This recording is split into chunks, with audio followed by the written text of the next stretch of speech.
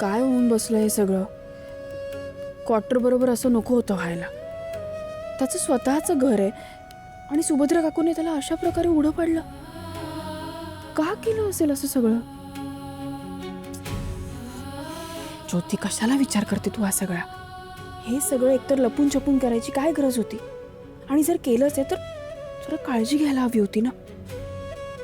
जाऊ दे, इकडे एवढा भाऊ बसलाय साखरपुड्याला, तिकडे तो मात्र रस्त्याने भटकत असेल.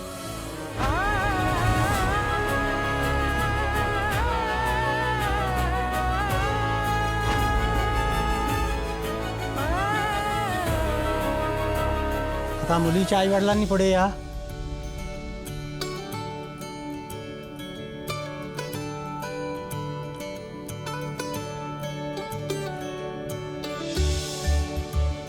मुलीच्या वडिलांना बोलवा.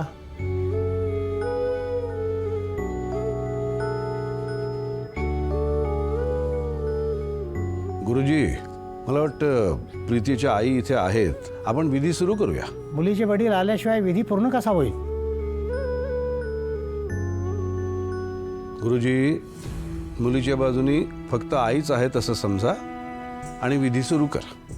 हे बघा, मुलीचे मामा मुलीचे काका नसतील, मुलीचा भाऊ सुद्धा चालेल. मुलीच्या भावाला बोलवा. मुलीचा भाऊ तर आहे ना.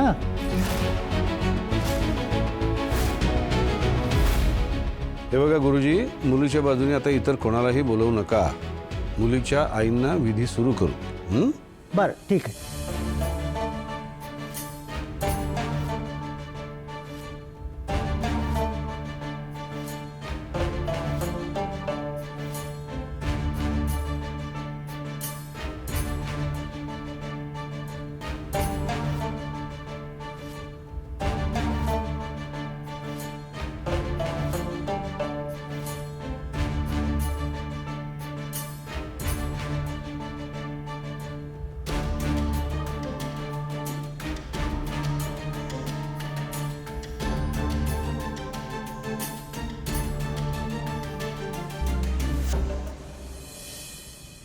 आई शपथ, इतकं सगळं झालं तिथे?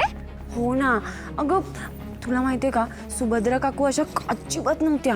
ते एकदम स्वीट आहेत, पण माहिती नाही आजकाल अशा का वागतात. आम्हाला कोणालाच कळत नाही की त्या का अशा वागतायत. आणि आज तर काहीही कारण नसताना त्यांनी इतकं सगळं केलं. मला नाही आवडलं हे. बाप रे. असो, अशा कार्यक्रमात ना अशा गोष्टी होत असतात. बाकी काही एंटरटेनमेंट आहे की नाही? एंटरटेनमेंटचा बॉम्ब पडलाय माझ्यावर. काय सांगतेस? गेस हू? विराट सर. काय? विराट सर ते तिथे काय करतायत? अरे काय माहिती, मला वाटतं ते जीजूंचे फ्रेंड वगैरे असतील. पण काल आठवते ना तुला, कशा टेपा दिल्या आपल्याला? उद्या बरोबर 11:13 मी तुमची एक्झाम घेणार आहे, असं करणार आहे, तसं करणार आहे, वगैरे वगैरे.